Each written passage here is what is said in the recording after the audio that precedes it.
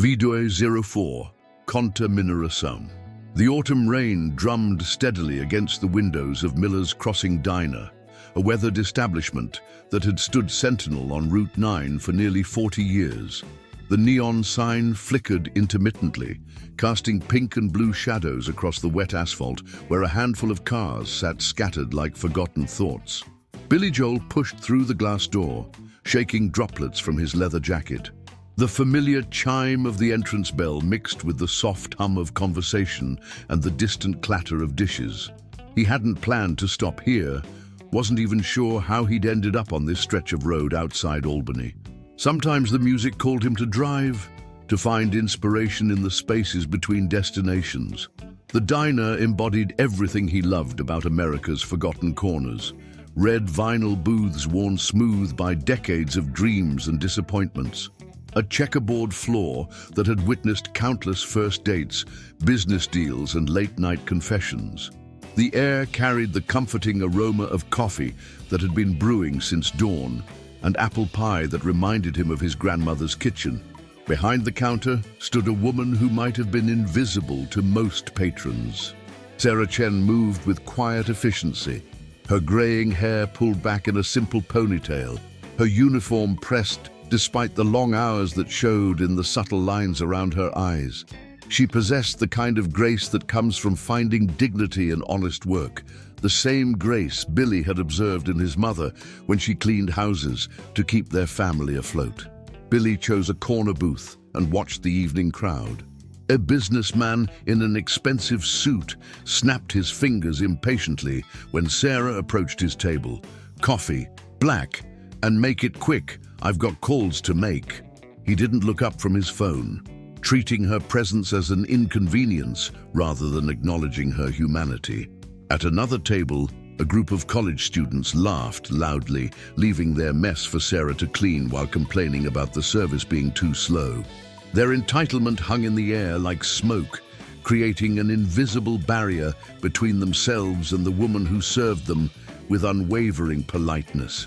Sarah moved between tables with practiced composure, never allowing the rudeness to crack her professional demeanor, but Billy noticed the way her shoulders tensed when the businessman barked his order, how she took a barely perceptible deep breath before approaching the rowdy students. He recognized the quiet strength of someone who had learned to absorb other people's frustrations without letting them poison her spirit. "What can I get you, hon?" Sarah's voice carried the warmth of genuine hospitality as she approached Billy's booth. Her smile reached her eyes, untainted by the dismissive treatment she'd endured from other customers. "Coffee, please. And maybe a slice of that apple pie if it's as good as it smells." Billy returned her smile, making eye contact in a way that acknowledged her as a person, not just a server. "Made it myself this morning," she said with quiet pride. "My grandmother's recipe. Been making it the same way for 15 years now." As Sarah poured his coffee, Billy noticed her hands. They were elegant despite the calluses, with long fingers that moved with an artist's precision. When she set down the cup, he caught a glimpse of something unusual. Small musical notes tattooed on the inside of her wrist, so delicate they might have been drawn with a fine pen. "You play?" he asked, nodding toward the tattoo.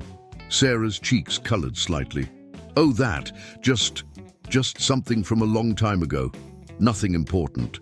She turned to leave, but Billy's gentle voice stopped her. "Music is always important." She paused, studying his face. There was something familiar about him, something that tugged at the edges of her memory. But before she could place it, the businessman snapped his fingers again. "Miss, this coffee's cold. Bring me a fresh cup." Sarah excused herself and hurried to the businessman's table. Billy watched as the man berated her for the temperature of coffee that had been sitting untouched for 10 minutes while he shouted into his phone. She apologized graciously, replaced his cup, and endured his complaints about the service in this God-forsaken place. The evening wore on, and Billy found himself captivated not by the mediocre diner food, but by Sarah's unwavering professionalism in the face of casual cruelty. She refilled coffee cups that were thrown at her with demands, cleaned up messes left deliberately in her path, and smiled through complaints about everything from the temperature of the soup to the speed of her service. Around 9 o'clock, as the dinner crowd began to thin, a family with 3 young children occupied a large booth near the window. The parents seemed frazzled, the children restless and loud. When one of the kids knocked over a full glass of chocolate milk, sending the sticky liquid cascading across the table and onto the floor, the mother's face flushed with embarrassment. "I'm so sorry," she whispered to Sarah, who had appeared instantly with towels and a warm smile. "Don't you worry about it one bit," Sarah said, kneeling to clean the mess while the youngest child, a girl of maybe 4, watched with wide eyes. "Accidents happen. That's what makes life interesting, isn't it, sweetheart?" The little girl giggled, and Sarah winked at her. "You know what? I think there might be some extra whipped cream in the kitchen for your hot chocolate. Would you like that?" The child nodded enthusiastically, and Sarah disappeared into the kitchen, returning moments later with a mug topped with a mountain of whipped cream and a cherry on top. The girl's face lit up like Christmas morning, and even her harried parents smiled at the unexpected kindness. Billy felt something stir in his chest, the same feeling that had inspired some of his most meaningful songs. Here was a woman who found ways to create joy in the midst of thankless work, who treated every interaction as an opportunity to make someone's day a little brighter. As the family prepared to leave, the father approached Sarah with obvious embarrassment. "I hate to ask this, but we're a little short tonight. The kids needed new shoes, and could we maybe pay for just the adults' meals? The children barely touched their food anyway." Sarah glanced toward the register, then back at the family. Without hesitation, she smiled. "You know what? The kids' meals are on the house tonight. Growing children need good food." The parents' eyes filled with tears of gratitude. The mother squeezed Sarah's hand. "God bless you. We'll pay it forward someday, I promise." After the family left, Billy watched Sarah input something into the register with her own money, covering the cost of the children's meals from her tips. She did it quietly, without fanfare, as if kindness was simply the natural order of things. The businessman finished his call and stood to leave, tossing a crumpled dollar bill on the table, an insult masquerading as a tip.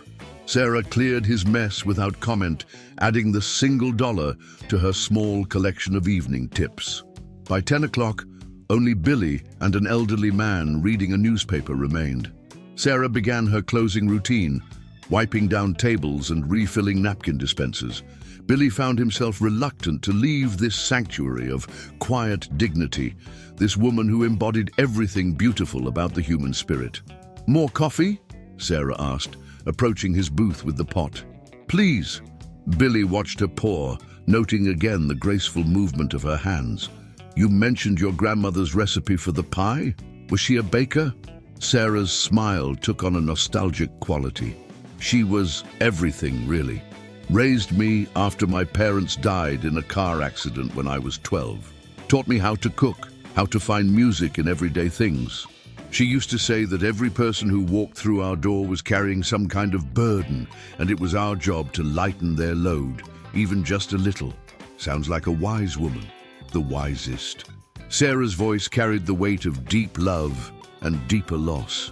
"She passed 5 years ago, left me this recipe and a lifetime of lessons about treating people with dignity." Billy nodded, understanding the kind of love that transcends death, that lives on in the way we choose to move through the world. "And the music? You mentioned she taught you to find music in everyday things?" Sarah's expression grew wistful. "She was a piano teacher, had an old upright in the back room of our house, this beautiful mahogany beast that was probably older than sin, but had the most incredible tone. She taught me to play, said my fingers were made for the keys. Do you still play?" The question seemed to catch Sarah off guard. She glanced around the empty diner as if checking to make sure no one could overhear this confession. "Not really. Haven't touched a piano in, oh, must be 8 years now. After Grandma died, I had to sell her piano to pay for the funeral. Haven't found the heart to play since then." Billy felt his chest tighten. 8 years. 8 years since this woman had expressed the musical gift that clearly lived in her soul. That must have been incredibly difficult. It was. Sarah's voice was barely above a whisper.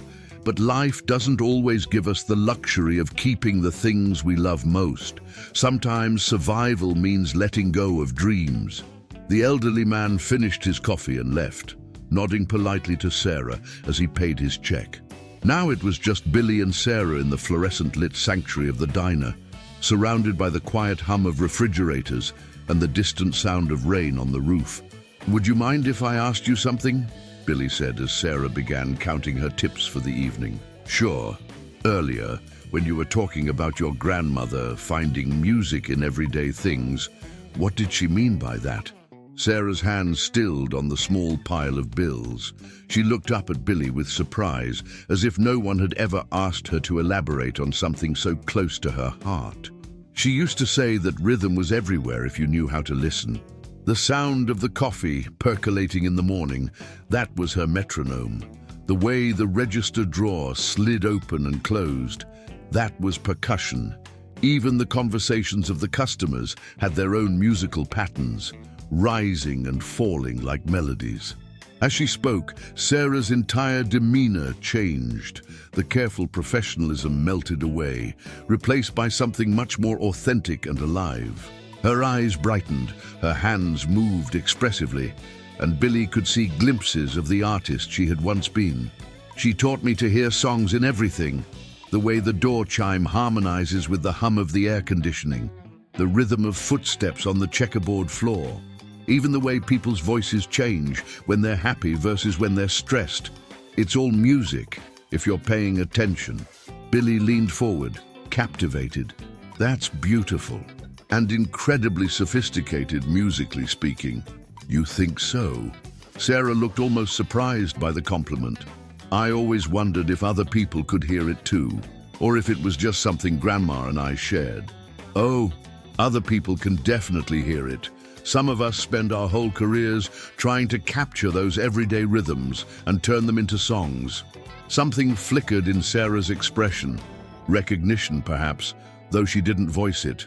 Instead, she continued counting her tips, organizing the crumpled bills with the same care she brought to everything else. $37, she said finally. "Not bad for a Wednesday night." Billy watched her fold the money carefully and slip it into her apron pocket. $37 for 8 hours of serving others, of absorbing their rudeness, of finding ways to brighten their days despite receiving little appreciation in return. It was a salary that spoke to the gross undervaluation of human dignity, yet Sarah treated it with the respect of someone who understood that honest work, regardless of its pay, had its own inherent worth. "Sarah," Billy said carefully, "I know this might sound presumptuous, but would you play something for me?" She looked up sharply. "Play something? I told you, I don't really play anymore. But if you could, hypothetically, what would you play?" Sarah was quiet for a long moment, considering. "There's this piece I used to love, Chopin's Nocturne in E-flat. Grandma taught it to me when I was 16. She said it sounded like moonlight on water, like the feeling you get when you're missing someone you love, but you're also grateful you had them in your life at all." The way she described the piece revealed a deep musical understanding, an emotional connection to music that went far beyond technical proficiency. Billy could hear in her voice the soul of a true musician, someone who experienced music not just as sound, but as language, as a way of communicating feelings too complex for words. "That's one of my favorite pieces," Billy said truthfully. "The way Chopin weaves melancholy and beauty together, it takes real sensitivity to interpret that properly." Sarah's cheeks flushed with pleasure at the compliment. Grandma always said music wasn't about playing the right notes. It was about feeling the right emotions and letting them guide your fingers. They sat in comfortable silence for a few moments, both lost in their own musical memories.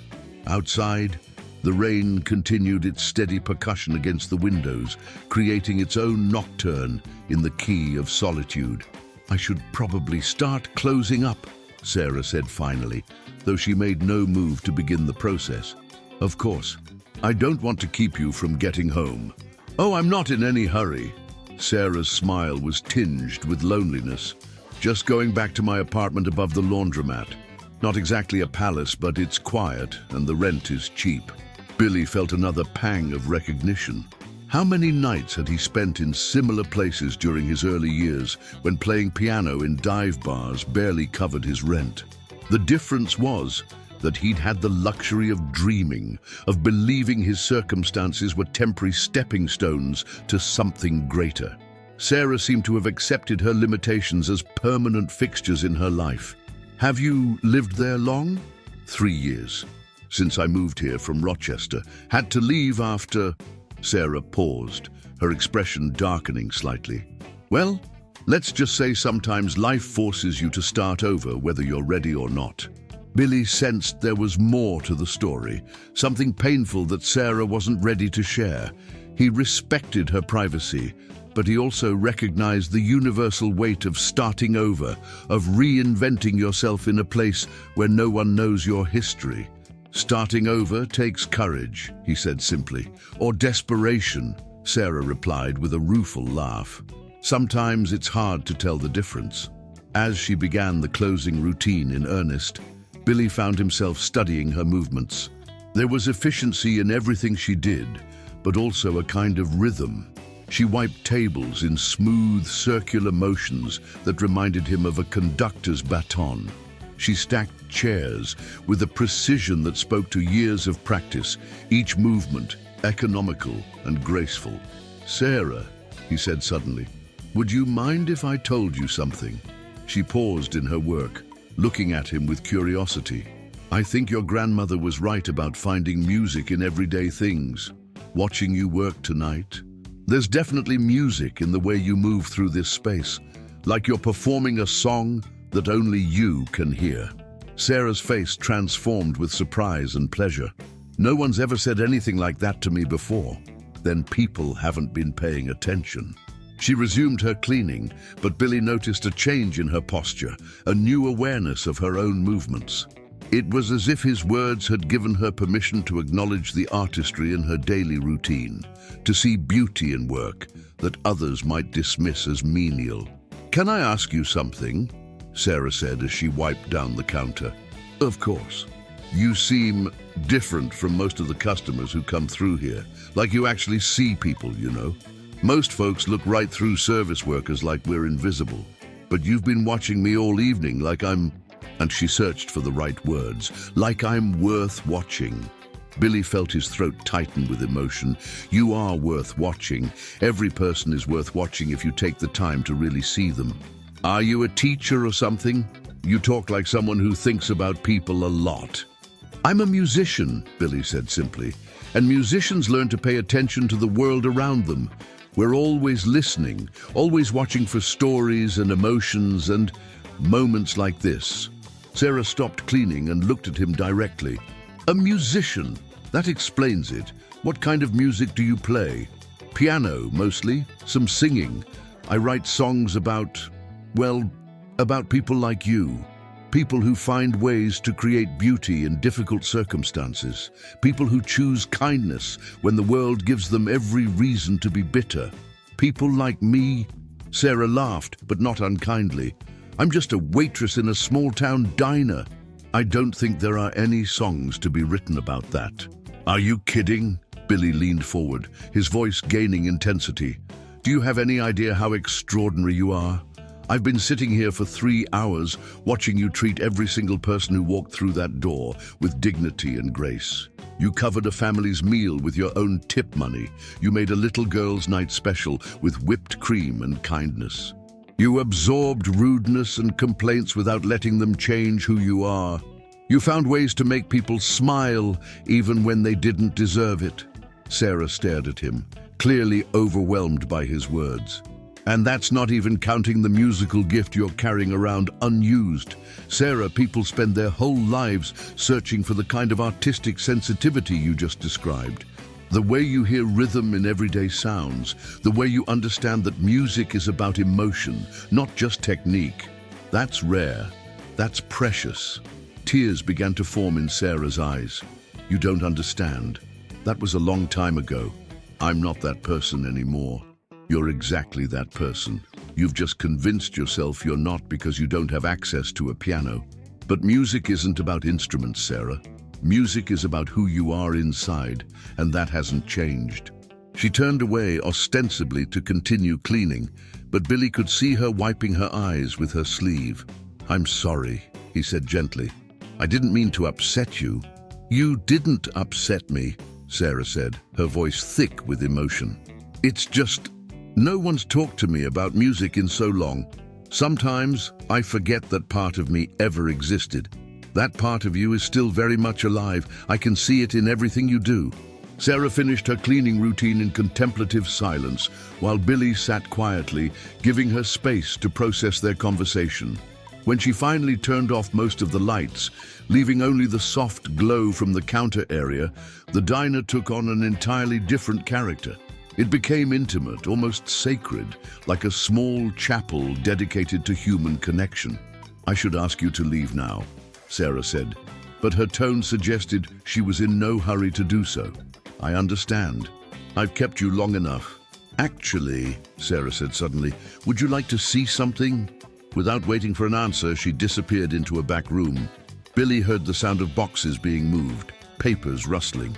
When she emerged several minutes later, she was carrying a worn manila folder. "I know I said I haven't played in 8 years, but that's not entirely true. I haven't played piano in 8 years, but I never stopped writing." She sat across from Billy in the booth and opened the folder. Inside were dozens of handwritten pages, lyrics, musical notations, sketches of melodies. Some of the papers were yellowed with age, others looked more recent. All of them showed signs of being handled frequently, read and reread with the devotion of someone tending a secret garden. "These are songs?" Billy asked, though the answer was obvious. "Attempts at songs. I don't know if they're any good. I've never had anyone to play them for, so I just write them and put them away." Billy looked at the top page. The handwriting was careful and clear, the musical notations precise. The title read, "The Night Shift Lullaby." "May I?" Sarah nodded, though her hands trembled slightly as Billy took the page. He read the lyrics silently, and with each line, his amazement grew. "The coffee pot sings its 3 a.m. song. While strangers find shelter from being alone, each cup tells a story, each orders a prayer. For someone to notice that they're even there, in the fluorescent chapel of vinyl and chrome. We're all looking for something that feels like home. I'll pour you some comfort. I'll listen with care to the weight that you carry, the load that you bear." The song continued for 3 more verses, each one revealing deeper layers of empathy and observation. Sarah had managed to capture the profound loneliness of late-night diners while also celebrating the small acts of human connection that made that loneliness bearable. It was sophisticated, moving, and completely authentic. "Sarah," Billy said quietly, "this is extraordinary. Really, you're not just being nice." "I'm never just nice about music. This is professional quality songwriting. The imagery, the emotional honesty, the way you've structured the verses to build toward that final chorus. This is the work of a real songwriter." Sarah's eyes filled with tears again. "I wrote that one about 2 years ago after a particularly difficult shift. This guy came in around midnight, clearly going through a divorce or something, just sat there for 3 hours nursing 1 cup of coffee and looking like his world had ended. I kept refilling his cup, and eventually he started talking. Told me about his kids, how he wasn't going to see them for Christmas, how empty his apartment felt. What happened to him? He comes in sometimes, still looks sad but not as broken. Last time he showed me pictures of his kids from their recent visit. Small progress, but progress. Billy turned to the next page in the folder. This one was titled Hands That Remember. These hands have kneaded bread and wiped away tears, counted tips and counted blessings through the years. They've learned to be gentle when the world is rough, to offer what little when it's not enough. Hands that remember how to make music, even when the piano's long been sold, fingers that still move to invisible melodies, hearts that refuse to grow cold. The song was clearly autobiographical, a meditation on the persistence of identity even when circumstances force us to abandon the things we love most. Billy felt a chill of recognition. This was the kind of songwriting that could move people to tears, that could make them feel less alone in their own struggles. How many songs do you have in here? Maybe 40? I'm not sure. I don't always date them. Sarah watched his face anxiously as he read. Are they terrible? You can tell me the truth. Sarah, listen to me very carefully. These aren't terrible. These are beautiful, more than beautiful. They're necessary. The world needs songs like these, songs that acknowledge the dignity of ordinary people, that find poetry in everyday struggles. Billy continued reading through the folder, each song revealing new depths of Sarah's talent. There were love songs written from the perspective of women juggling multiple jobs to support their families. There were ballads about aging parents and distant children. There was even a surprisingly funny song about the various personalities that emerged when people were hungry and waiting too long for their food. Every song demonstrated the same qualities: keen observation, genuine empathy, and a musical sophistication that belied Sarah's lack of formal training. She had managed to develop her craft in isolation, using nothing but her grandmother's lessons and her own sensitive attention to the world around her. Sarah, Billy said finally, closing the folder with reverent care, I need to ask you something, and I want you to think carefully before you answer. She nodded, her expression serious. If you could play these songs, really play them for people who would appreciate them, would you want to? Of course I would, but that's not realistic. I'm 43 years old. I work in a diner. People don't discover talent at my age, in my situation. People discover talent whenever they're ready to see it, Billy said firmly. Age has nothing to do with it. Circumstances have nothing to do with it. What matters is the music itself, and Sarah, your music matters. She stared at him with a mixture of hope and disbelief. What are you suggesting? Billy took a deep breath. What he was about to propose would sound impossible, maybe even cruel, if it raised expectations he couldn't fulfill. But looking at Sarah's songs, listening to her describe her musical understanding, watching her move through the world with such unconscious grace and dignity, he knew he had to try. I'm suggesting that maybe it's time for the world to hear these songs. I don't understand. Billy reached into his jacket pocket and pulled out his wallet. From it, he extracted a slightly worn business card and placed it on the table between them. Sarah picked up the card and read it. Her face went very still. Billy Joel, she read aloud. Then more quietly, the Billy Joel? Just Billy Joel. The same guy who's been sitting here all evening, watching you work and falling in love with your songs. Sarah stared at the card, then at Billy, then back at the card. This is your... Oh my God. I know it's a lot to process.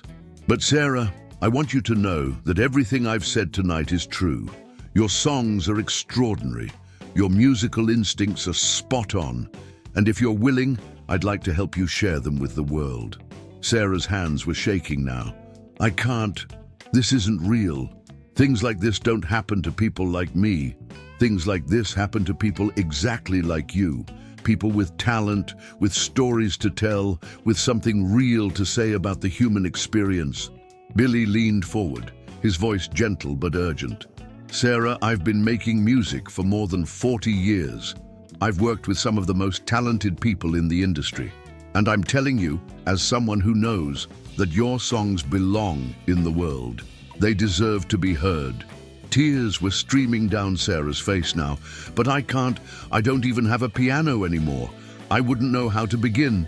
We'll figure that out together. If you want to, that is.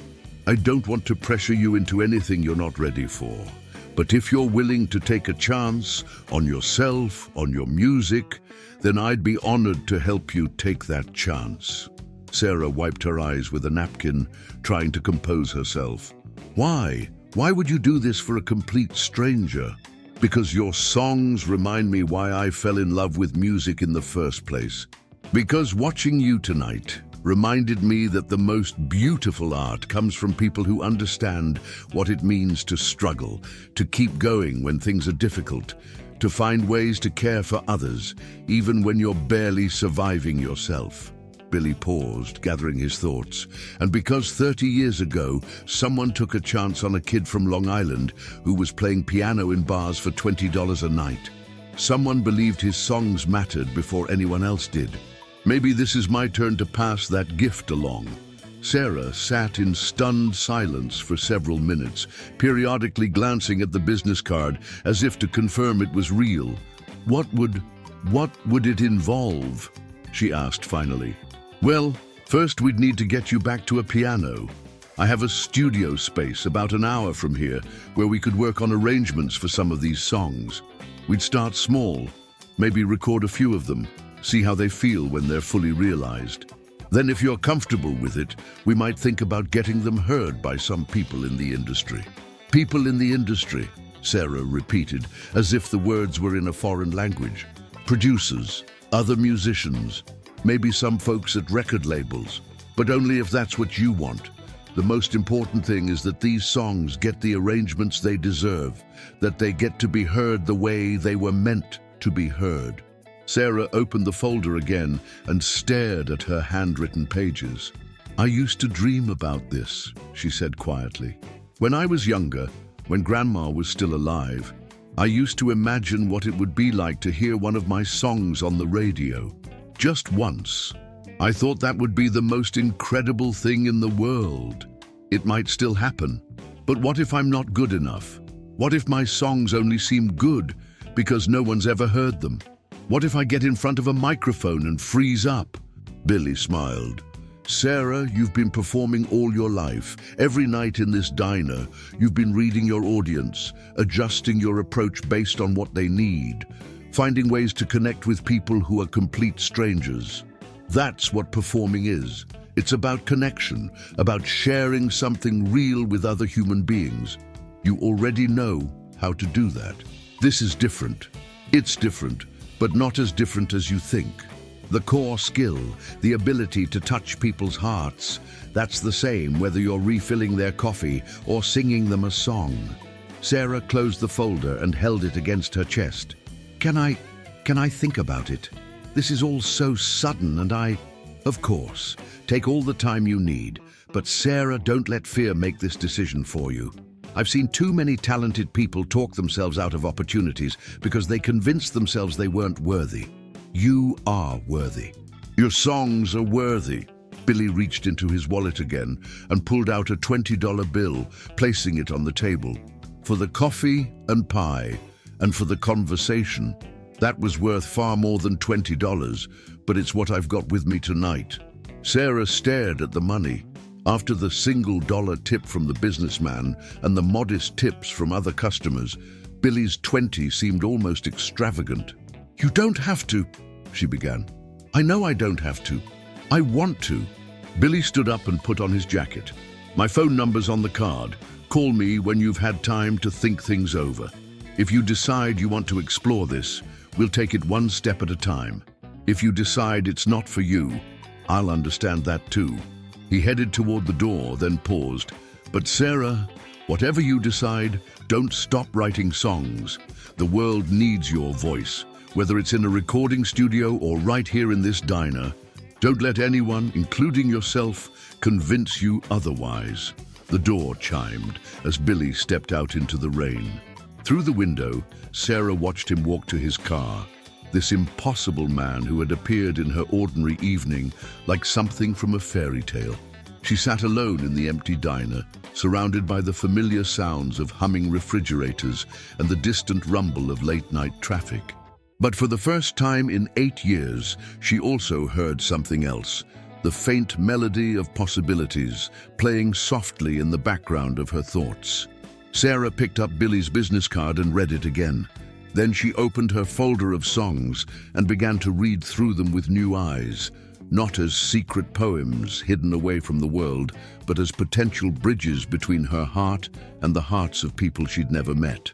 Outside, the rain continued to fall, drumming its ancient rhythm against the windows of Miller's Crossing Diner, where ordinary evenings sometimes became extraordinary and waitresses sometimes discovered they were songwriters after all. 3 days passed before Sarah found the courage to pick up the phone. She had spent those days in a state of suspended animation, moving through her shifts at the diner in a daze of possibility and terror. The business card lived in her apron pocket, transferred from uniform to uniform like a talisman she was afraid to use, but too hopeful to discard. Every time she looked at it, she was struck anew by the impossibility of what had happened. Billy Joel, the Billy Joel, had sat in her section and listened to her talk about music. He had read her songs and called them extraordinary. He had offered to help her share them with the world. But in the harsh light of ordinary day, doubts crept in. What if she had misunderstood his intentions? What if this was some kind of elaborate joke? What if she called the number and discovered it was fake, leaving her to feel foolish for believing in something too good to be true? On Friday evening, during a particularly slow shift, Sarah found herself staring at the corner booth where Billy had sat. Mrs. Patterson, the diner's owner, noticed her distraction. "You all right, hun? You've seemed a million miles away the past few days." Sarah had worked for Mrs. Patterson for 2 years. The older woman was kind but practical, someone who had learned to keep her expectations modest and her dreams realistic. Sarah had never mentioned her songwriting to her, had never hinted at the musical life she had lived before coming to Miller's Crossing. "Mrs. Patterson," Sarah said impulsively, "if someone offered you a chance to do something you'd always dreamed of, but it seemed too good to be true, what would you do?" Mrs. Patterson studied Sarah's face with the shrewd attention of someone who had lived long enough to recognize the weight of important decisions. "Well, I suppose I'd ask myself 2 questions. First, what's the worst thing that could happen if I tried and it didn't work out? And second, what's the worst thing that could happen if I never tried at all?" Sarah considered this. The worst thing that could happen if she called Billy and it turned out to be a mistake was embarrassment, disappointment, the confirmation of her own foolishness. But the worst thing that could happen if she never called was a lifetime of wondering what might have been. "That's good advice," Sarah said. "Whatever it is you're thinking about, honey, you've got a good head on your shoulders. Trust yourself." That night, after closing the diner, Sarah climbed the narrow stairs to her apartment above the laundromat. The space was small but clean, furnished with pieces she'd collected from thrift stores and garage sales. On her kitchen table sat the manila folder of songs, which she'd been reading through obsessively since Billy's visit. She made herself a cup of tea, sat down with the business card, and dialed the number before she could lose her nerve. The phone rang twice before a familiar voice answered. "Hello? Mr. Joel? This is Sarah Chen from the diner. I hope I'm not calling too late." "Sarah!" Billy's voice was warm with genuine pleasure. "Not too late at all. I was hoping I'd hear from you.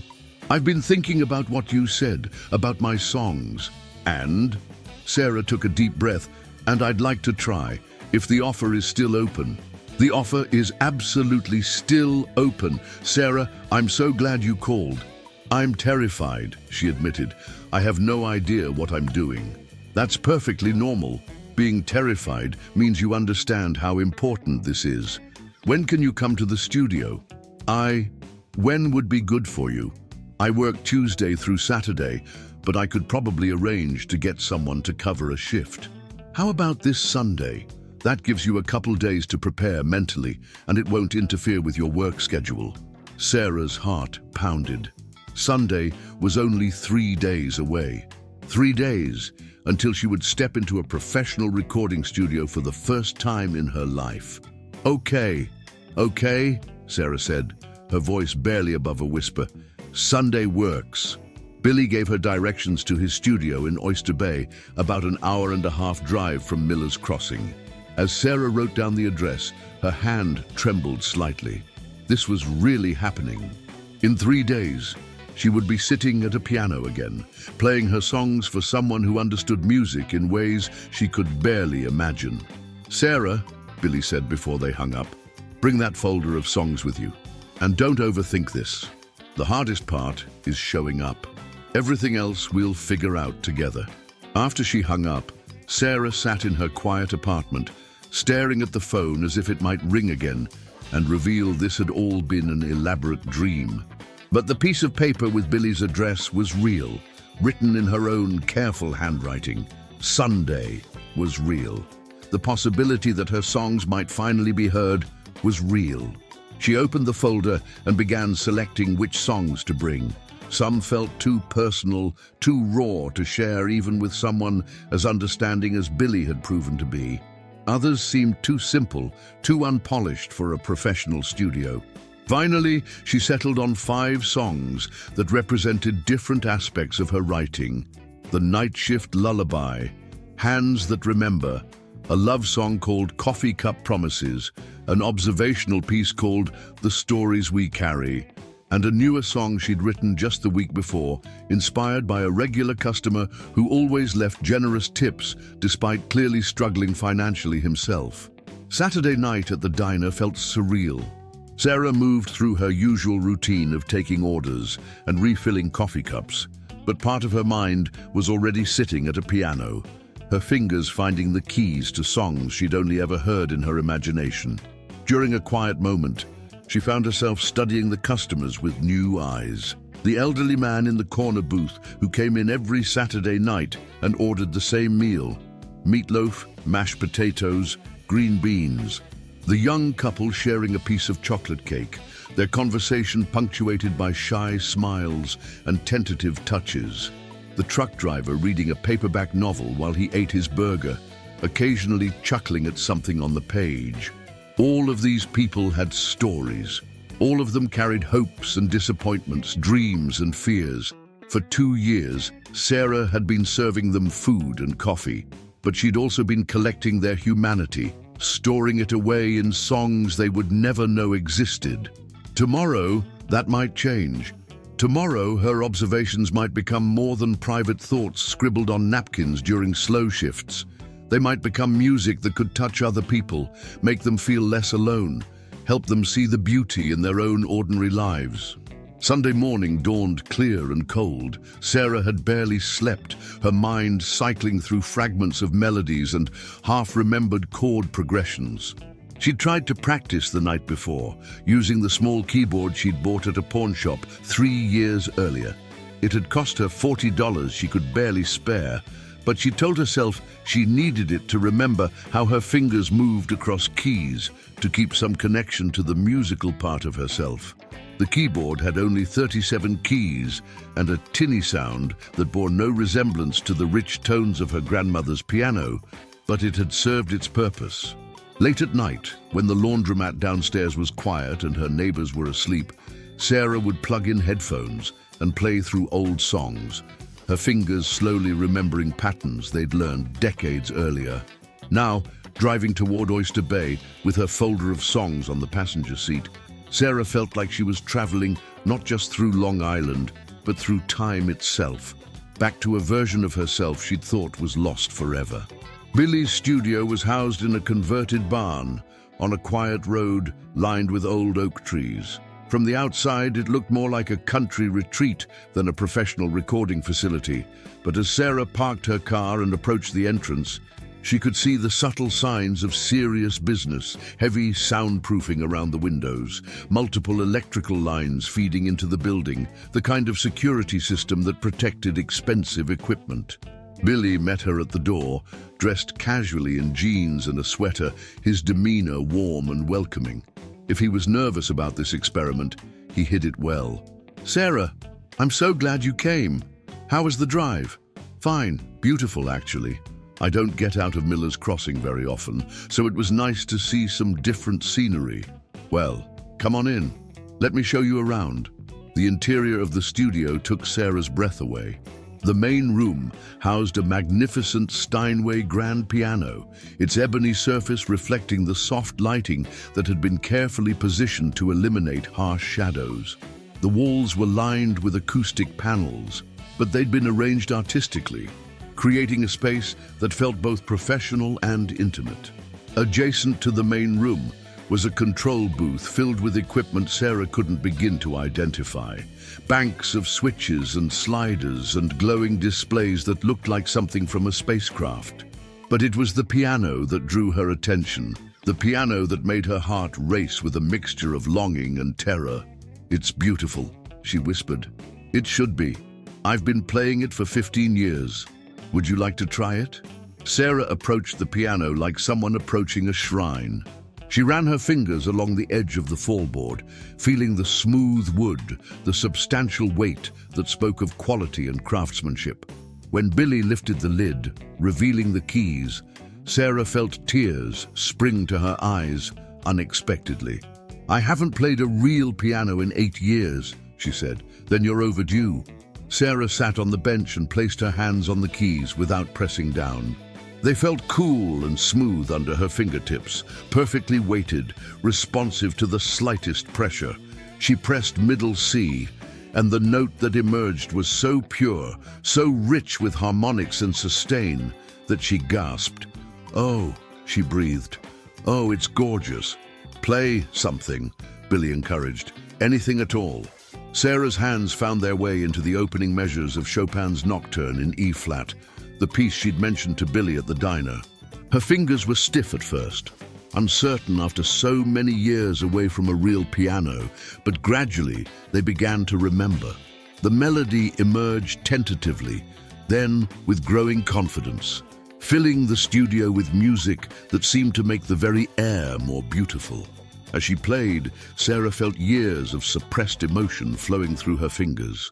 All the nights she'd dreamed of touching piano keys again, all the melodies she'd hummed to herself while washing dishes and wiping tables, all the music she'd carried silently in her heart, it all poured out in Chopin's exquisite phrases. When the last note faded away, Sarah sat in stunned silence. She had forgotten what it felt like to make real music, to hear her thoughts and feelings translated into sound so pure it seemed to bypass her ears and speak directly to her soul. "That was beautiful," Billy said softly. "You haven't lost anything, Sarah. If anything, you play with more emotion now than you probably did 8 years ago." "It feels like coming home," Sarah said, her voice thick with tears. "I didn't realize how much I'd missed it until just now. Are you ready to try one of your songs?" Sarah nodded, wiping her eyes with the back of her hand. She opened her folder and selected Hands That Remember, the song she'd written about her own relationship with music, about the persistence of identity even when circumstances force us to set aside the things we love most. "I've never played this with a real piano," she said. "I'm not even sure it will work. Let's find out together." Sarah placed the sheet music on the piano's music stand and began to play. The melody was simple but haunting, built around a chord progression that managed to be both melancholy and hopeful. As her fingers found their way through the verses, Sarah began to sing. Her voice was untrained but naturally musical, with a quality that spoke of lived experience and hard-won wisdom.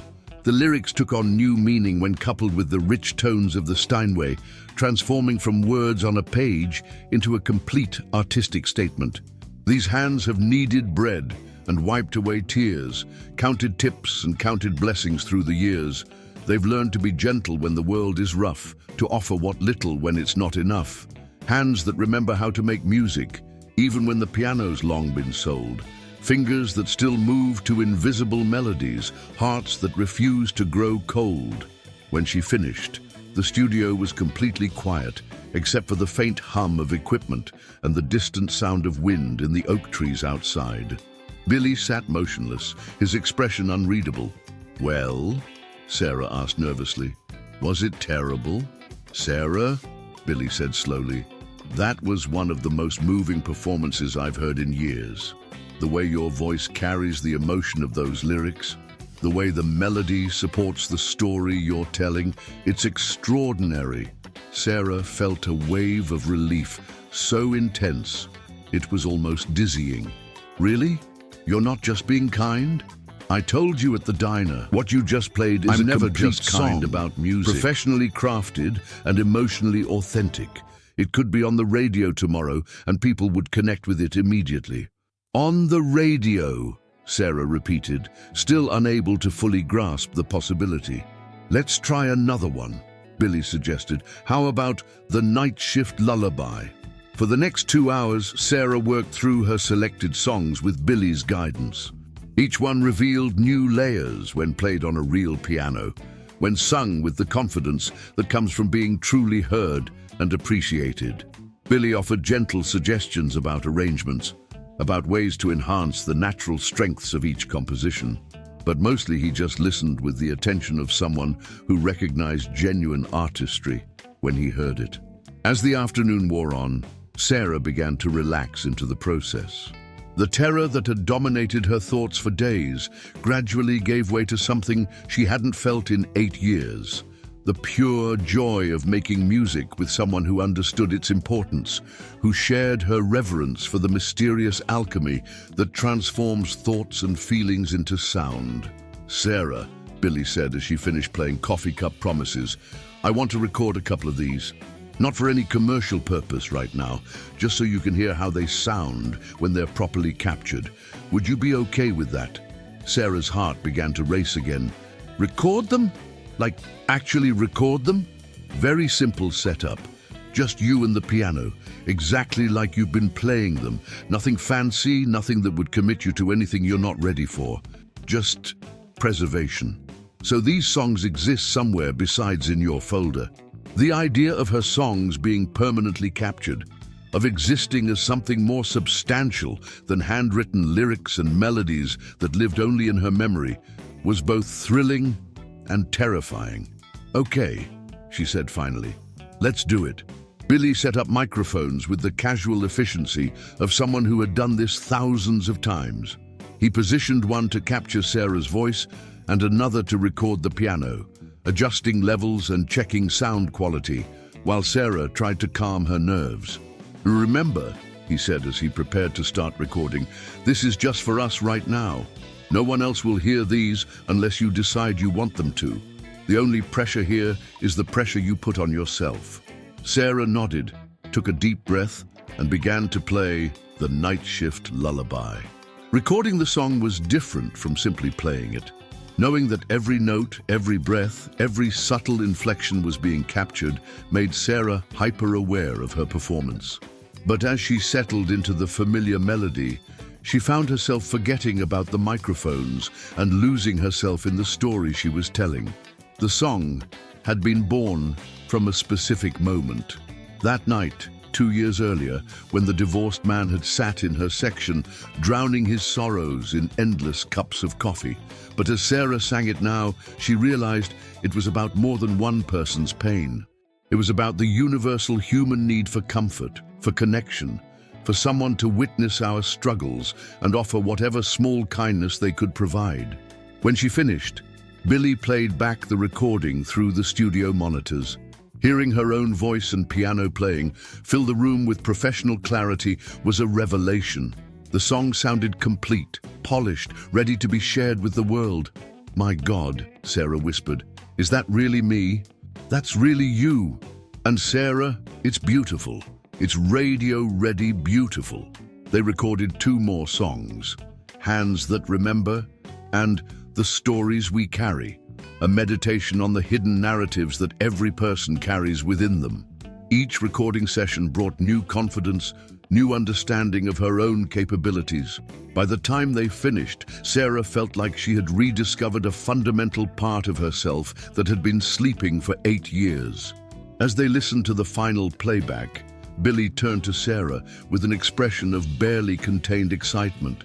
Sarah, I need to be completely honest with you about something. These recordings aren't just good for someone who hasn't performed in 8 years. They're not just good for someone who works in a diner and writes songs as a hobby. They're good, period. Professional quality. The kind of songs that could change your life if you want them to. Sarah stared at him, still struggling to process what had happened over the past few hours. Change my life how? Well, that depends on how far you want to take this. At the very least, I'd like to introduce you to some people in the industry. Producers who specialize in singer-songwriter material. A&R people who are always looking for authentic voices with something real to say. Maybe some established artists who might be interested in recording your songs. Other people would sing my songs. It's possible, but honestly, Sarah, I think your own voice is what makes these songs special. The way you interpret your own lyrics, the lived experience that comes through in your delivery, that's not something another singer could replicate. Billy paused, choosing his words carefully. What I'm suggesting is that we explore the possibility of you making an album. A real album, with professional production and distribution. Your songs, your voice, your story. The word album hung in the air between them like a bridge Sarah wasn't sure she was brave enough to cross. I don't know anything about making albums. I don't know how any of this works. You don't need to know how it works right now. You just need to decide if it's something you want to explore. If you say yes, I'll help you navigate every step of the process. If you say no, then what we've done today was still valuable. You've reconnected with your music. You've heard your songs the way they were meant to be heard. Sarah looked around the studio, at the piano where she'd just experienced a kind of resurrection, at the mixing board that had captured her songs and made them real. 3 days ago, she had been a waitress with a secret folder of songs. Now she was sitting in a professional recording studio, listening to Billy Joel tell her that her music was good enough for the world to hear. Can I think about it? This is all happening so fast. Of course, take all the time you need, but Sarah, don't let fear make this decision for you. What I heard today was exceptional. You have a gift that deserves to be shared. Billy burned the recordings to a CD and handed it to Sarah. Take these home, listen to them. Let them remind you of what you're capable of. As Sarah prepared to leave, clutching the CD that contained the first professional recordings of her songs, Billy walked her to her car. Sarah, he said, regardless of what you decide about moving forward, I want you to know that meeting you, hearing your songs, it's reminded me why I love music in the first place. You've given me a gift, too. The drive back to Miller's Crossing passed in a blur of highway lights and racing thoughts. Sarah's hands trembled slightly on the steering wheel as she processed what had just happened. She had sung her songs for Billy Joel. He had called them exceptional. He had offered to help her make an album. Back in her small apartment, Sarah sat at her kitchen table with the CD in her hands. She had a cheap stereo system, nothing compared to the studio monitors where she'd first heard the recordings. But when she pressed play, her own voice filled the room with startling clarity. Listening to the night shift lullaby in her own space, surrounded by the familiar objects of her daily life, Sarah began to understand what Billy had heard. The song wasn't just technically competent, it was emotionally compelling. It told a story that mattered. It offered comfort to people who needed comfort.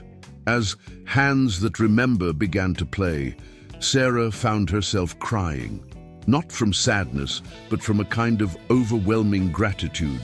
For 8 years, she had carried these songs in silence, convinced they were private thoughts not worthy of public attention. But hearing them now, she realized they weren't just her songs anymore. They belonged to anyone who had ever felt overlooked, anyone who had ever found dignity in humble work, anyone who had ever dreamed of something more while making the best of their current circumstances. The next morning, Sarah arrived at the diner for her Monday shift in a state of barely controlled excitement. She moved through her usual routine, checking coffee levels, reviewing the daily specials, setting up her section, but everything felt different. The sounds of the restaurant that she'd described to Billy as musical seemed more pronounced, more intentional. The conversations of customers took on the quality of potential lyrics. Even the mundane tasks of her job felt infused with new meaning. Mrs. Patterson noticed the change immediately. "You seem different today, hun. Good different. Like you've got some kind of secret." Sarah smiled, thinking of the CD hidden in her apron pocket. "Maybe I do. Well, whatever it is, it suits you. You've got a spring in your step I haven't seen in the 2 years you've been working here." As the day progressed, Sarah found herself studying her customers with new attention. The businessman who had been so rude the previous Wednesday came in for lunch, treating Sarah with the same dismissive attitude as before. But instead of absorbing his rudeness silently, Sarah began to see him as a character in a song she might write. A person so unhappy with his own life that he could only feel better by diminishing others. The family with young children returned, the parents still frazzled, but the little girl recognizing Sarah and waving enthusiastically. Sarah brought the child a coloring book and crayons without being asked and watched as the gesture transformed the entire family's dining experience from stressful to joyful. Each interaction became material, each moment of human connection a potential verse or chorus. Sarah realized that her work at the diner hadn't been separate from her music. It had been feeding her music all along, providing her with the raw material of human experience that gave her songs their authenticity and emotional weight. During her break, Sarah called Billy. "I've been listening to the recordings," she said, without preamble. And I understand now what you heard. They're not just my songs anymore, are they? They're bigger than that. Much bigger." "Sarah, have you made a decision?" Sarah looked around the diner, at the worn vinyl booths and the checkerboard floor, at the customers who came here seeking not just food but comfort, connection, a brief respite from their daily struggles. This place had been her refuge for 2 years, her source of stability and steady income. But it had also been her classroom, teaching her about human nature and the small gestures that make life bearable. "Yes," she said. "I want to try. I want to see how far this can go." Billy's joy was audible through the phone. "Sarah, that's wonderful. When can we meet to discuss the next steps?" "I work through Saturday, but I'm free Sunday again if that works for you." "Perfect. And Sarah, you won't regret this. Your music deserves to be heard." After hanging up, Sarah returned to work with renewed energy. She had made a decision that would change everything: her routine, her financial security, her entire sense of identity. But for the first time in 8 years, she felt like she was moving towards something instead of just enduring her circumstances. The rest of the week passed quickly. Sarah continued working her shifts, saving money and preparing mentally for whatever came next. She wrote 2 new songs, inspired by the possibility that her music might soon reach beyond the walls of her small apartment. One was about the courage required to change your life when change feels impossible. The other was a love letter to small-town diners everywhere, to the unsung heroes who serve comfort along with coffee, who listen to strangers' stories and offer whatever kindness they can. Sunday arrived grey and drizzly, but Sarah felt like the sun was shining. She drove to Billy's studio with a folder full of new material and a heart full of hope. Whatever happened next, she knew she was finally moving in the right direction. Billy was waiting with coffee and pastries and news that would change everything. "Sarah," he said as she settled into the familiar chair beside the piano, "I played your recordings for a friend of mine, someone whose opinion I trust completely." "Oh?" Sarah's stomach fluttered with nerves. "David Foster. He's a producer, multiple Grammy winner, works with some of the biggest names in the industry. I sent him the 3 songs we recorded last week. Didn't tell him anything about you or your background. Just asked him to listen and give me his honest opinion." Sarah's heart began to pound. "And?" Billy smiled. "He called me at 6 in the morning yesterday. Woke me up because he couldn't wait to talk about your music. Sarah, he wants to meet you. He thinks you have the potential to be something really special." The room seemed to spin slightly. David Foster, a name Sarah recognized even from her limited knowledge of the music industry, wanted to meet her, A Grammy-winning producer had heard her songs and seen potential. What does that mean exactly? It means we're not talking about local coffeehouse performances anymore. David has connections with major labels. If he decides to work with you, we could be looking at national distribution, radio play, the whole thing. Sarah gripped the arms of her chair. I think I need to sit down. You are sitting down, Billy said gently. Sarah, breathe. This is good news. Incredible news. It's terrifying news. What if I'm not ready? What if I disappoint him? You're not going to disappoint anyone. But Sarah, I need you to understand something important. If we go down this path, your life is going to change dramatically. The quiet, private relationship you've had with your music, that's going to end. Are you prepared for that? Sarah thought about her small apartment above the laundromat, her routine at the diner, the simple life she'd built in Miller's Crossing. It wasn't glamorous, but it was safe, predictable. What Billy was describing sounded like stepping off a cliff into complete uncertainty. What would I have to do? First, we'd need to record more songs. David wants to hear at least 10 tracks before making any commitments. We'd work on arrangements, maybe bring in some additional musicians to fill out the sound. Then, if everything goes well, we'd be looking at meetings with record labels, discussions about marketing strategies, plans for tours, and promotional appearances. Tours? The word came out as barely a whisper. Eventually, yes. Sarah, if your music connects with people the way I think it will, they're going to want to see you perform it live. That's how artists build real careers these days. Sarah closed her eyes, trying to imagine herself on a stage, singing her songs for hundreds or thousands of strangers. The image was simultaneously thrilling and terrifying. When would we start recording? David's available next weekend if you are. He has a studio in Manhattan, state-of-the-art equipment. Sarah, this is happening fast because David recognizes something special when he hears it. He doesn't want to lose momentum. Next weekend. Sarah opened her eyes and looked at Billy. If I do this, if I really commit to this path, there's no going back, is there? There's always a choice to go back. But Sarah, some opportunities only come once. The question isn't whether you can handle success. The question is whether you can handle spending the rest of your life wondering what might have been if you'd been brave enough to try. Sarah stood up and walked to the piano. She pressed a few keys, listening to their pure tones fill the studio.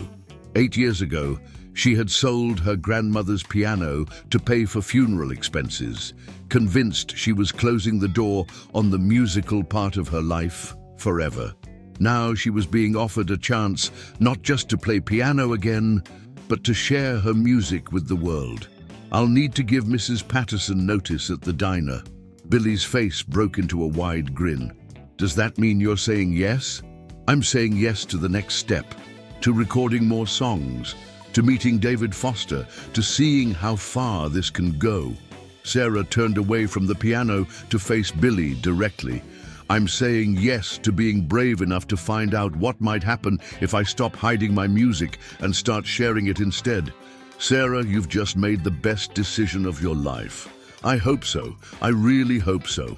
They spent the rest of the day working through Sarah's additional songs, selecting the ones with the strongest commercial potential while maintaining the emotional authenticity that made her work special.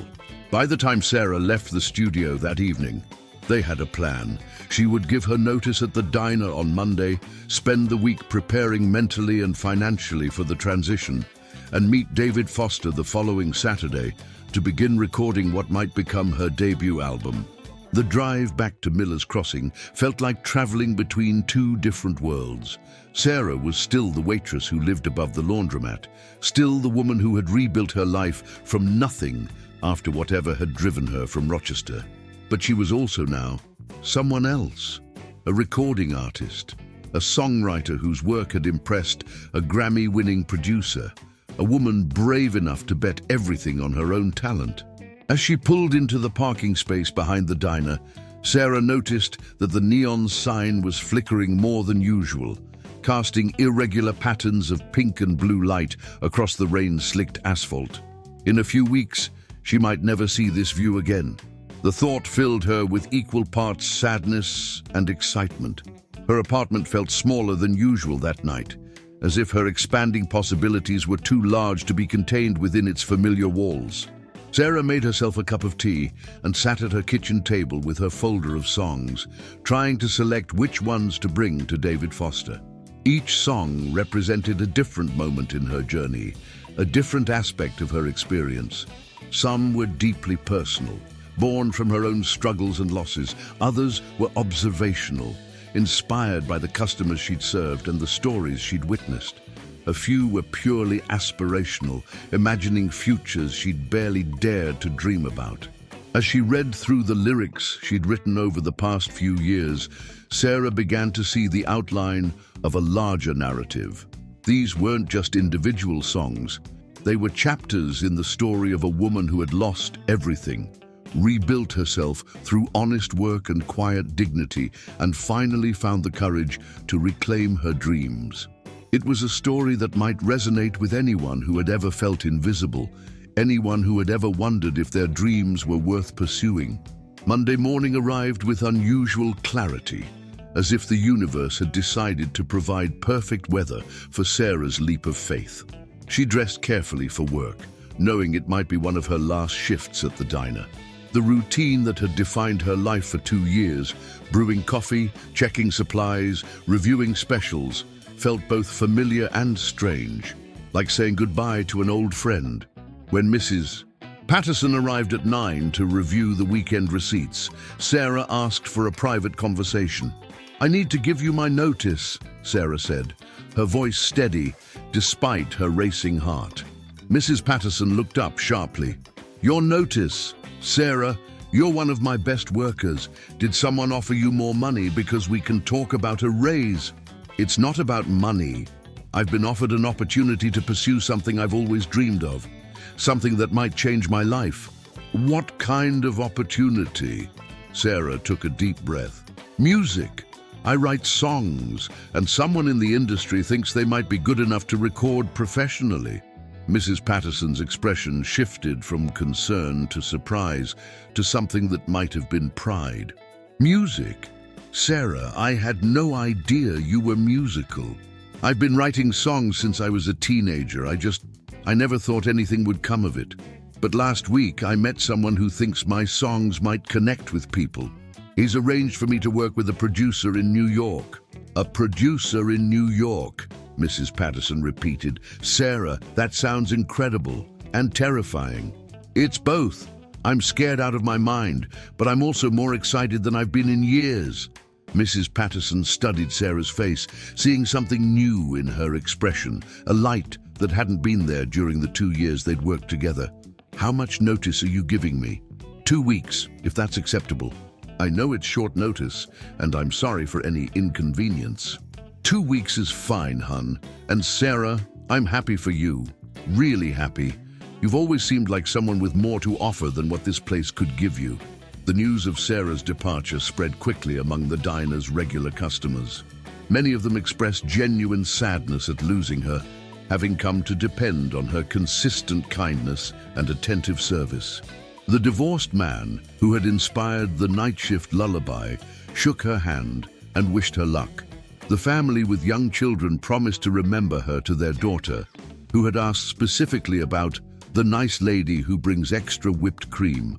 As her final 2 weeks progressed, Sarah began to see her work at the diner as a kind of extended farewell tour. Each interaction with customers felt more significant, each moment of human connection more precious. She was leaving behind not just a job, but a community of people who had shaped her understanding of human nature and provided the raw material for her songs. On her last Saturday night, Mrs. Patterson surprised Sarah with a small party. The evening shift staff had decorated the break room with balloons and a cake that read, "Good luck, Sarah." Several regular customers had heard about her departure and stopped by to wish her well. As Sarah looked around the room at the faces of people who had been part of her daily life for 2 years, co-workers who had covered her shifts when she was sick, customers who had brightened her day with their stories and kindness, she felt a complex mixture of gratitude and grief. She was leaving behind more than a job. She was leaving behind a version of herself that had found meaning and dignity in humble work. "Speech!" someone called out, and others joined in. Sarah stood up, feeling suddenly shy. "I don't know what to say. Working here it's been more than just a job for me. You've all been part of my life, part of my story. The songs I write, they come from the experiences I've had here, from the people I've met, from the moments of connection and kindness I've witnessed every single day." She paused, her voice catching slightly. "I hope that wherever my music takes me, I'll always remember what I learned here. That everyone has a story worth hearing, that small gestures can make big differences, and that there's dignity in any work done with care and compassion." The room erupted in applause, and Sarah felt tears streaming down her cheeks. She was stepping into an unknown future, but she was carrying with her the lessons learned in this small diner in Miller's Crossing, the wisdom gained from serving coffee and comfort to strangers who had become friends. Sunday morning, her last day of complete freedom before beginning her new life, Sarah drove to Billy's studio for what she knew would be her final visit as an amateur songwriter. Tomorrow, she would meet David Foster. Tomorrow, she would begin the process of transforming from a diner waitress with a secret talent into a professional recording artist. Billy greeted her with his usual warmth, but Sarah could see the excitement in his eyes. This was a moment he had clearly been looking forward to. "Ready for tomorrow?" he asked. "As ready as I'll ever be, which is to say, completely terrified, but trying not to let fear make my decisions for me." That's exactly the right attitude. "Sarah, I want you to know that regardless of what happens with David Foster, regardless of whether you become a superstar or decide this life isn't for you, you've already accomplished something remarkable. You've had the courage to reclaim your dreams. That's not nothing." They spent the morning working through the songs Sarah would present to David Foster, refining arrangements and discussing the stories behind each composition. Billy helped her understand how to talk about her music professionally, how to explain her artistic vision and creative process to people who would evaluate her not just as a person, but as a potential commercial investment. As they prepared to leave for the day, Billy handed Sarah a small gift box. "What's this?" "Open it." Inside was a delicate silver necklace with a small piano pendant. "Billy, it's beautiful, but I can't." "You can, and you will. It's not expensive, just something to remind you that no matter how big your career gets, no matter how many people hear your songs, the music starts here." He pointed to his heart. "That's where it's always started for you, and that's where it needs to stay." Sarah fastened the necklace around her neck, feeling the weight of the tiny piano against her chest. "Thank you for everything. I don't think you realize how much you've changed my life. You changed your own life, Sarah.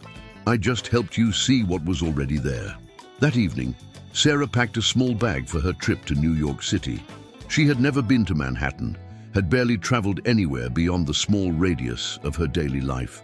The idea of navigating the city, of walking into a professional recording studio and presenting herself as an artist worth investing in, felt overwhelming. But as she folded clothes and selected which songs to bring, Sarah kept touching the piano pendant at her throat. Billy was right. The music had always been there, waiting patiently through years of silence, surviving even when she thought it had died along with her grandmother's piano. All she had to do was trust it, trust herself, and let the songs speak for themselves. Her phone rang as she was reviewing her lyrics one final time. "Hello? Sarah? It's David Foster." Sarah nearly dropped the phone. She had expected to meet the famous producer for the first time tomorrow, not to receive a call from him the night before.